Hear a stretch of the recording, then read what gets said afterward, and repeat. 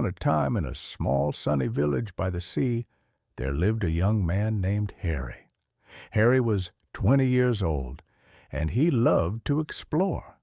He climbed the tall coconut trees by the shore, helped his grandmother in her little garden, and walked with his friends on the sandy beach.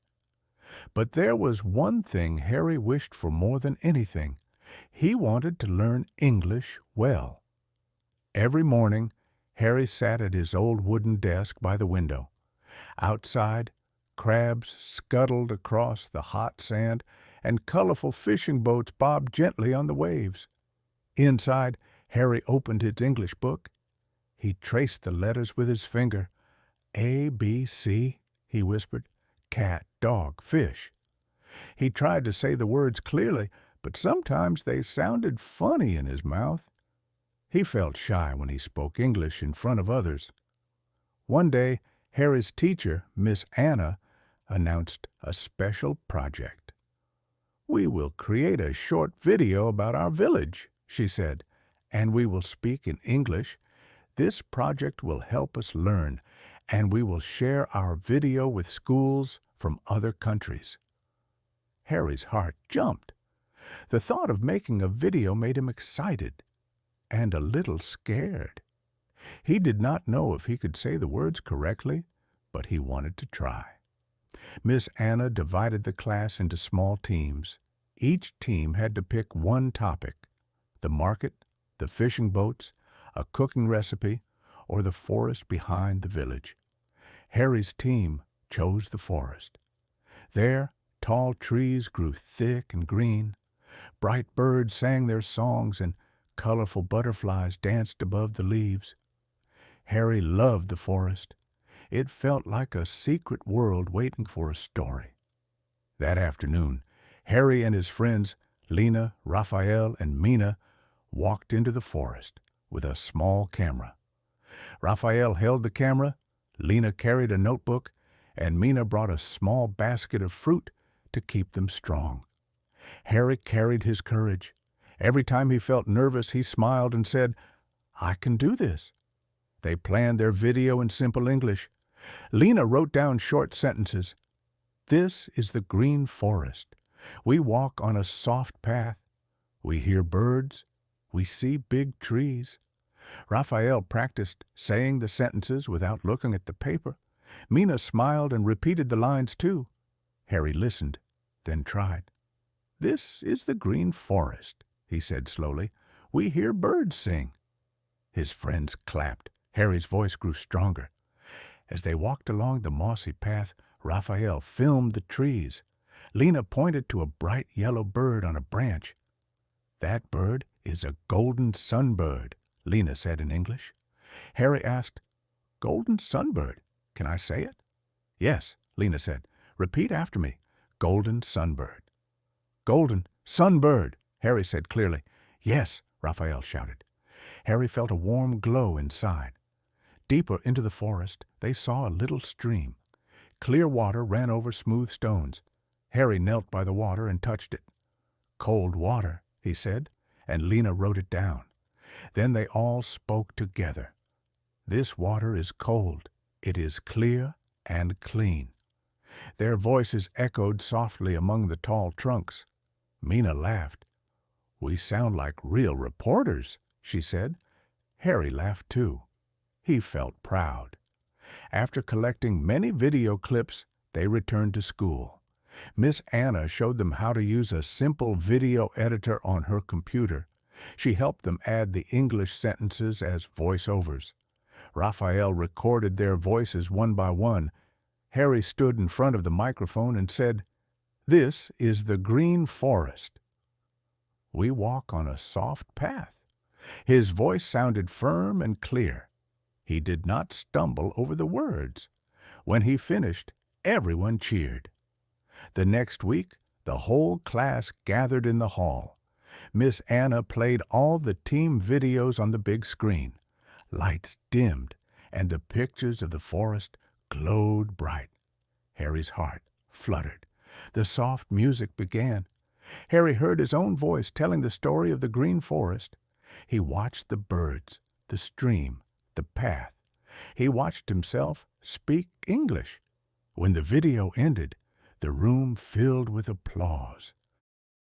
That evening, Harry sat again by his window. He smiled at the memory of the applause. He thought of the shy boy who once whispered, ABC. Now he spoke like a confident reporter.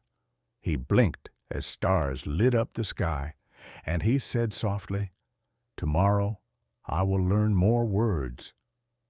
The next day, Harry decided to start a small English club under the coconut tree. He invited Lena, Raphael, and Mina. He invited other friends, too. Every afternoon they met with their English books, but they did more than read. They played games with English words. They wrote short scripts and acted them out. They told each other stories in English. Sometimes they pretended to be chefs on a cooking show. Other times they pretended to be tour guides in a faraway city. Every day their confidence grew. One afternoon, an idea came to Harry. He said, "Why don't we make a new video? This time about our market." All his friends jumped with excitement. Harry loved the market. Early in the morning, fishermen returned with nets full of fish. Sellers arranged bright fruits on wooden tables. The air smelled of salt and spices. Children chased each other between stalls, and old men sipped tea and chatted. The next morning, the English club gathered at 6. The sun rose pink over the sea. Harry held the camera. Raphael carried the notebook. Lena and Mina wore big smiles. They began filming. Harry said into the camera in clear English, "Welcome to our morning market. Here we buy fresh fish, fruits, and vegetables." Lena translated in a quiet voice, "Fresh fish, fruits, vegetables." Raphael filmed a fish seller cleaning a fish on ice. Harry looked at the seller and said in English, "Good morning, sir. This fish is fresh, right?" The seller smiled and replied in broken English, "Yes, fresh." Harry laughed and repeated, "Yes, fresh." It was a lively conversation, all in English. They talked to a fruit seller next. Harry pointed to a pile of red apples. "How much for these apples?" he asked in English. The seller said, $1 each.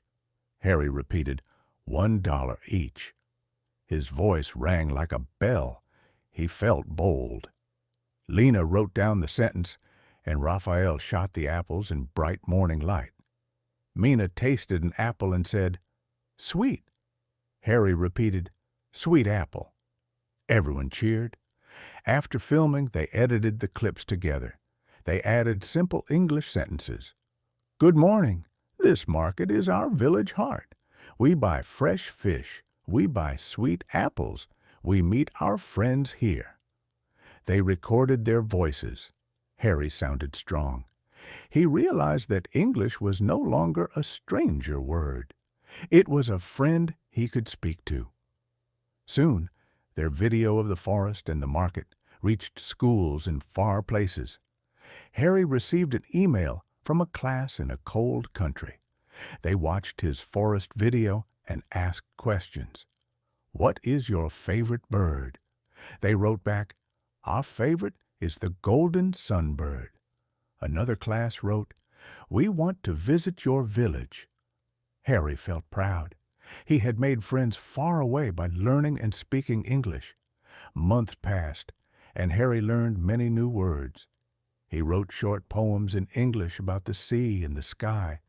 He read simple English novels about children in other lands. He made a new friend by email, Anna from England. They wrote letters in English and became good pals. They shared photos of their homes, described their favorite foods, and told each other about their daily lives. One day, Anna sent Harry a gift. It was a small notebook with a bright blue cover. On the cover were the words, "Dream big." Harry opened it and read the words again. He thought of his own journey, how he began by whispering ABC, how he climbed the coconut trees, how he spoke under the forest canopy, how he sold apples in the morning sun. He felt gratitude. He wrote in the notebook, "Thank you, English. You opened the world." Later, Harry became an English teacher. He stood in front of a new class of eager faces. He told them his story, the shy young man by the seaside, the small video under the coconut tree, the first words in a forest.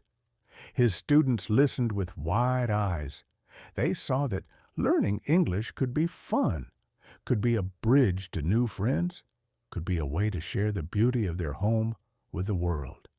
And so, under the same bright sun and beside the gentle sea, new young people began their own adventures with English. They played games, filmed videos, wrote stories, and spoke with confidence. They remembered Harry's words, "Dream big." They learned that every word they spoke in English was a step toward a larger world, a step toward new friendships, a step toward their own bright tomorrows. In the end, Harry's village by the sea became known for its young storytellers. Video after video, the young people shared their market, their forest, their dances, and their songs. The world listened and watched, and the simple words they spoke with honest hearts carried far across oceans and mountains. And all because one young man had dared to whisper, A, B, S, and then chose to dream big.